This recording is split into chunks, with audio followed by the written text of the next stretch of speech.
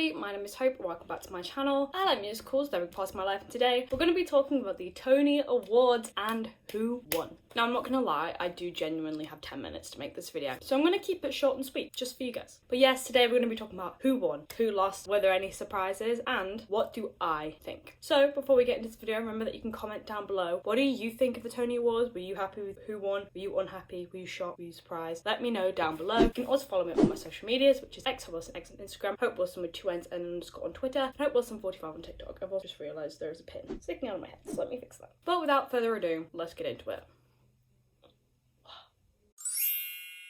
So I feel like the biggest but not massively surprising award was award for Best Musical, which Kimberly Akimbo won. There is this theory about smaller shows winning Best Musical so that they have more of traction when they go on tours, things like that. And I think Kimberly Akimbo has done just that. It was a smaller show, but I didn't hear any bad reviews about it, and so it winning isn't a massive surprise. And with what was nominated, I felt like Kimberly Akimbo or Some Like It Hot, they were very much geared towards winning Tonys for very different reasons. Some Like It Hot being your classic new big musical, and Kimberly Akimbo being your smaller, more niche but still lovely show. J. Harrison Ghee of Some Like It Hot and Alex Newell of Shook the Musical both also made Tony Award history, as they both won in their categories and have become the first non-binary actors to receive Tony Awards, which is great, and I'm so glad. Alex Newell is absolutely phenomenal, but J. Harrison Ghee was such an underdog. They were against some of the biggest names in theatre and multi-Tony Award nominees and winners, and it's their first nomination and their first win, and I think that is so amazing. They beat Christian Bale, they beat Josh Groban, they beat Ben Platt, like they beat big names, and I'm just so happy for them. And obviously Alex Newell is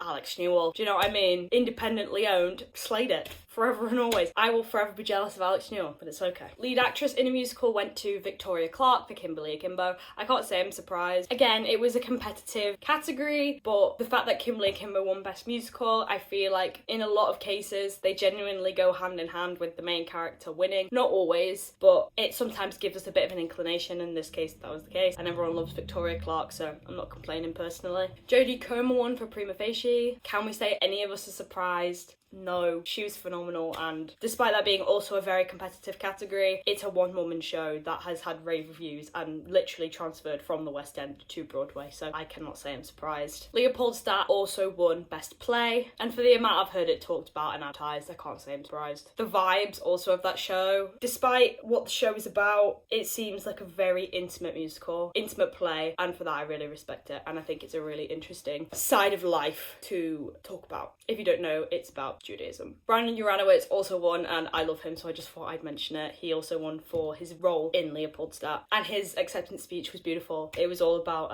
accepting people for who they are, not trying to deny people of who they love or who they choose to identify with, and I just thought that was really beautiful. I love him, he's great. The best revival of a musical went to Parade, along with Best Direction. The Best Direction I wasn't surprised about. Every single thing I've ever heard about the direction of Parade, phenomenal, so I'm not overly surprised. And I'm kind of sad Parade won, because I love the Sondheims, and I felt like they really got snubbed at this Tony Awards. He had many musicals nominated, and I don't think any of them won for any of the large categories, but I knew Parade was such a well-regarded show, and for this revival and the cast and everything that happened, I can't say I'm surprised. Bonnie Milligan also won for Kimberly Akimbo. She also beat out some big names. She's a big name herself, but she beat out some very also well-regarded actresses and actors, so again, I can't say I'm surprised. It was a phenomenal category. Kimberly Akimbo won Best Original Score. Kimberly Akimbo and Some Like It Hot really thrusted through, and I think I might have said this in my predictions video, but I'm not surprised about that. The two are very geared towards Tonys, but in their very different ways. John Kander, who wrote music for New York, New York, but is also known as part of Kander and Ebb, who wrote Cabaret and many other well-known shows, got a Tony Lifetime Award, as well as Joel Grey, who was in the original production of Cabaret and was also in Anything Goes, has been in many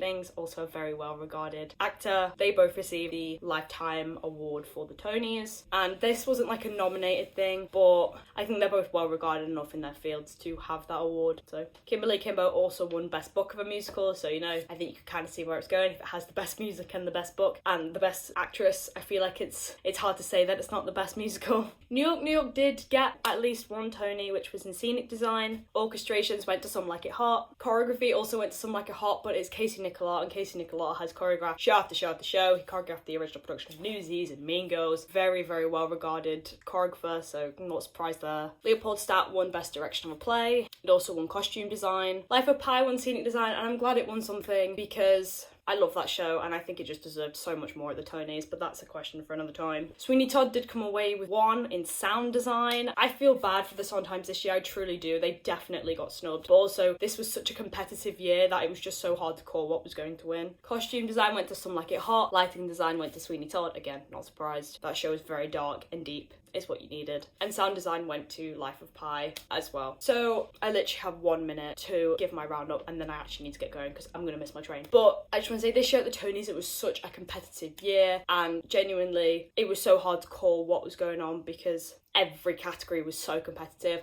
I'm happy for who won, I really am. I wish that Into the Woods would have won something just because I love that production so much and I just love Sondheim and all of his stuff, so I wish he'd won more. But I think what one totally deserved to win, Kimberly Akimbo and Some Like It Hot, 2 very well regarded shows, obviously making Tony history this year. All of it is just really warms my heart and I think it's nice to see some new theatre really surging and making waves through the Tony industry. But like I said, I don't have any more time to talk, so thank you so much for watching this video. You can like it if you liked it, subscribe down below if you feel like it, you can follow me at all my social medias and I will see you in the next one. I'm not very long, let's hurry up.